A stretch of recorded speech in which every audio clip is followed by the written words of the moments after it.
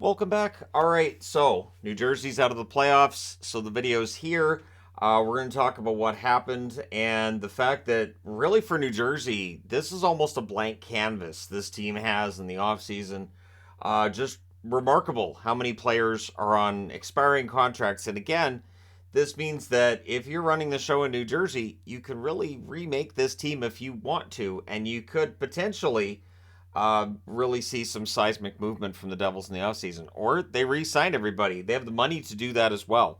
So if we look at the scoring between the first and second round, you can see that Carolina, who beat New Jersey in 5 after New Jersey beat the Rangers in 7, Carolina did a much better job of shutting down some of the attack of the New Jersey Devils.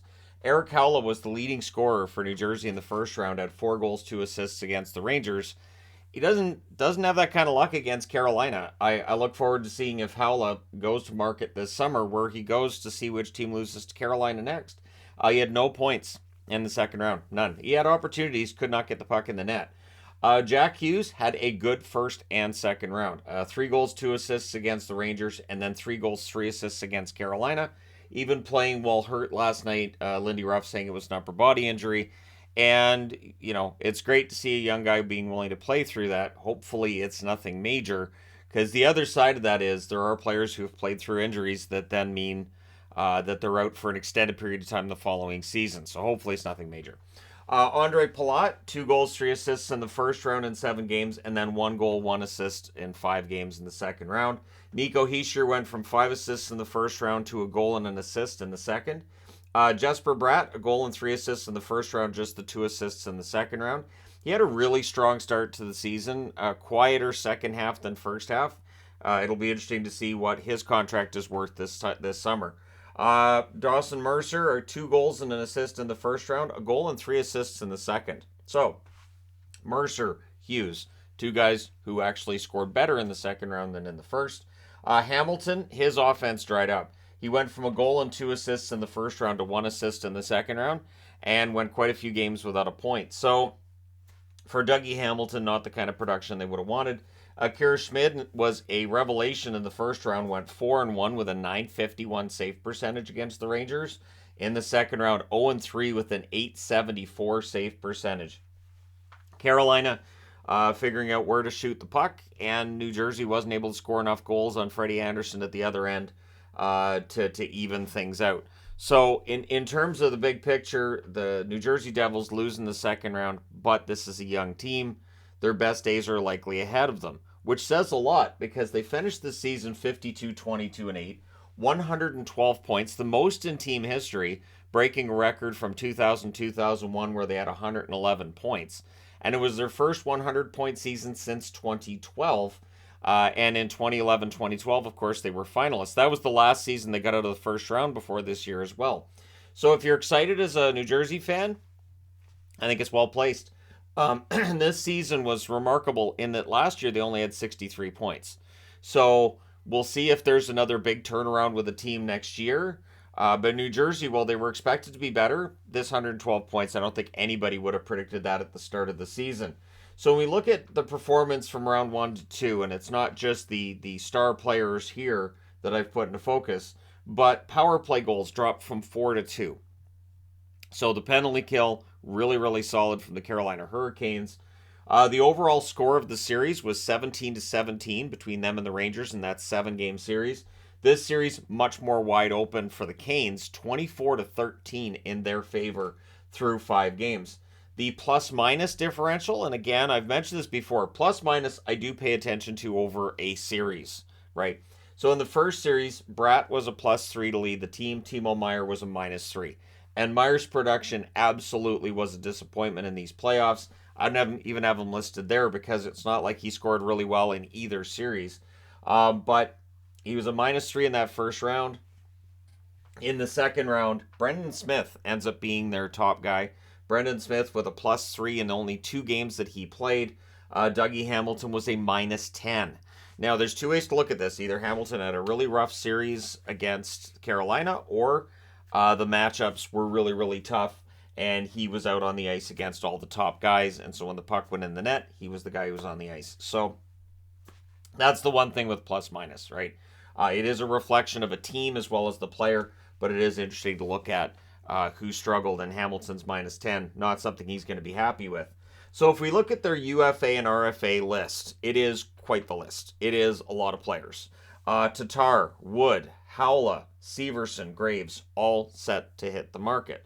Tatar, they can probably let him go. Wood, I think they keep him around. Howla probably goes to market. Severson, I get the feeling, honestly, Severson probably sticks around. I know there are Devils fans that aren't a big fan of his, but I think he sticks around. I think Graves might.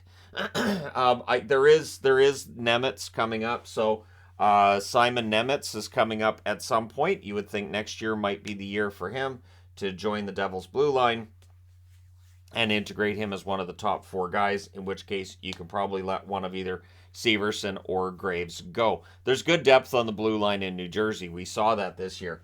But the restricted free agent list is topped by Timo Meier. There is still that $10 million qualifying offer. One of the reasons why the return that San Jose gets for Timo Meier isn't what people had expected is because of that qualifying offer. That I could almost guarantee that would have scared some teams off. That they would have wanted to acquire Meier, sure, probably would have given more than San Jose did, but they would have wanted a contract extension signed with him before. And what makes it tricky is Meier's production in New Jersey wasn't fantastic. So for New Jersey, there's the possibility they don't give him a $10 million qualifying offer and risk letting him hit the market. There is that possibility. And I mean, they shouldn't, but $10 million's a lot. Even for a team that has the amount of cap space they do, Meier, $10 million's a lot for that. And so we'll see what happens there. That's going to be one thing to keep an eye on. He can negotiate for less, of course. He can negotiate a deal with them that's like 7 years for $8 million per. But again, Meier's production wasn't as solid with New Jersey as it was with San Jose. Can you guarantee him bouncing back? There are players that just play better in one organization than another. I wanted to do a video on that, actually. Players who bounced around the league, maybe played for 4 or more teams, but just had a really good run with one of those, 4 teams, however many they played for. But it was tough to come up with a list. At any rate, Meier will be one to watch this summer. So will Sharangovich. Sharangovich, I don't think got utilized to his maximum potential this year in New Jersey. I'll say that. I think Sharangovich has more offensive upside than he gets credit for. And I would welcome him on any team I cheer for. I really like his work ethic. I think he's a solid player. So it'll be interesting to see what happens with him this summer. Michael McLeod. He will never end up living up to the expectations of being a middle of the pack first round pick. But I think he provided them some good depth. It sticks around. Boquist, probably same thing. He's going to end up sticking around, I would think.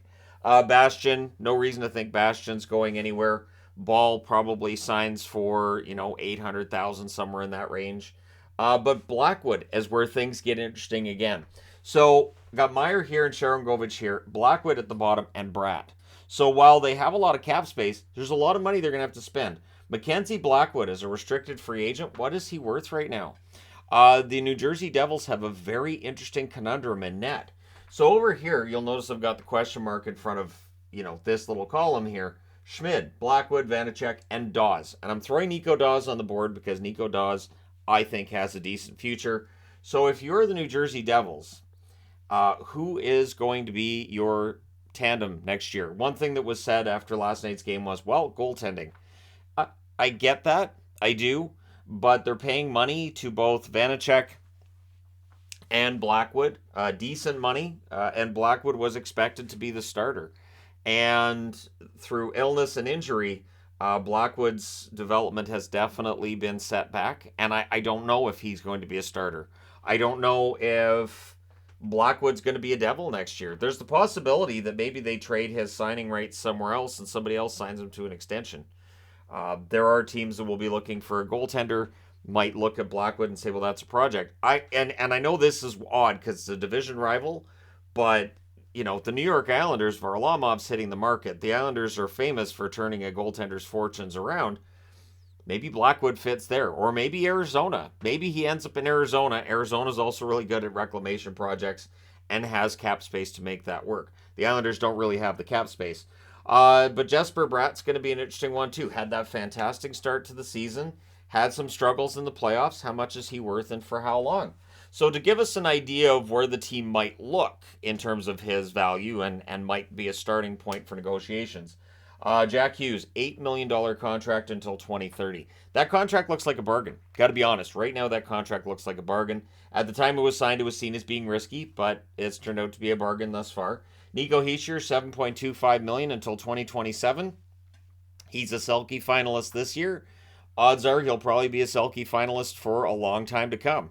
So those are good value, and I don't think Bratt can argue himself as being more important than Hischier to the team. So I can't see Bratt getting more than that 7.25 million a year. Unless there's people on this RFA list that look at the salary cap and say, it's going to go up next year. Maybe we sign a 1-year deal and look at when that cap's going to go up and bet on ourselves, right? There may be contracts like that. Palat, $6 million till 2027. I think he proved his value. I do. He helped them get past the New York Rangers. I think while his production was down in the second round, I think he played well. And I think Palat is one of those veteran guys who can, really help teach these guys how to win. Hamilton, $9 million till 2028. Had a great regular season, had an iffy postseason. And so, he gave them, I think, decent value for that contract. The one I wanted to highlight, though, is Vitek Vanacek, $3.4 million until 2025. Vanacek had parts of this season where he looked really good. He had parts of this season where he struggled, and his postseason numbers were poor. So, again, it calls into question what their goaltending is going to look like for next year, because this is a team that clearly can win. This is a team that should be a Stanley Cup contender, but they don't have that top-notch goaltender right now behind them, one that they can put in net for 55-plus games, one that they can count on to be that warrior in the playoffs. They need that. And so is the answer amongst the four.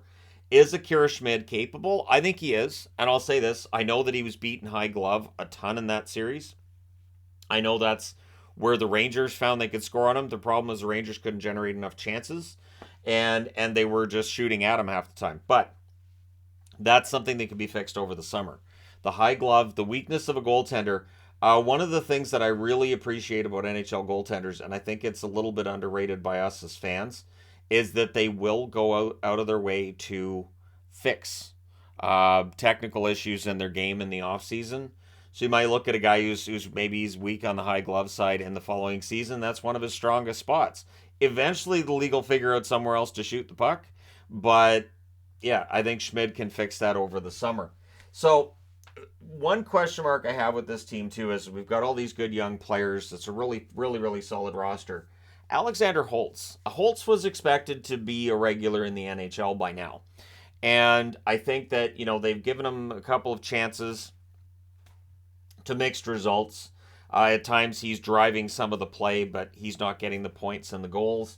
And as fancy as some of the fancy advanced stats can be, if you're not producing at the NHL level from a standard goals, assists, and just generating those points that are going to get a GM's or a coach's attention, you're probably not going to stick around in the league for very long. So is Holtz going to get a chance to take a spot next year? And does one of the names on the board end up going in place so that you can get Holtz into the lineup? So there's really an opportunity here for New Jersey to revamp this lineup. Take that $34,282,500 in cap space they currently have for next year. A lot of that's going to get eaten up by guys who are either restricted free agents here, like that $10 million for Meyer would drop that to $24 million. Bratt gets $7 million. Suddenly you're down to $17 million. And then you've got to re-sign Severson or Graves. It does add up. And eventually you're into not necessarily a cap crunch, but you're not in a position to add a lot of big names. But if they do this right, they could add a couple of names in the offseason. Maybe they fix the goaltending that way as well. Maybe they trade one of their young goaltenders for a more veteran presence in the net. Maybe they're a landing spot for Connor Hellebuyck. Sure, why not? Why don't we just go out there and just go crazy? Hellebuyck wants a chance to win. There's no guarantee he stays in Winnipeg past next season. So Winnipeg might make him available this summer. Maybe New Jersey ends up being a landing spot, because that would fix exactly what, at least on the surface, it looks like the issue with the Devils is. If you did bring in Hellebuyck, maybe Vanacek goes the other way. And obviously it wouldn't be a 1-for-1 deal. But just throwing that out there as an example. I do think the Devils right now have the most reason for optimism they've had since their last cup win in 2003. The 2012 run to the final was a lot of fun, but it was a one and done kind of run. It was a run, and it felt like at the time they were doing that because they knew that the career of Marty Brodeur wasn't going to go on forever, and they wanted to win one for Marty, and they fell just short. But let me know your thoughts in the comment section below. What do you think the Devils need to do in the offseason, and how bright is the future, and which players need to stick around for this growth to become a really true contender and a team that could be in that Final Four every year? Let me know your thoughts. Don't forget to hit like and subscribe if you browsed your way through. You just happened upon this video. And hey, thank you guys so much for watching, for all your support. I will talk to you again soon.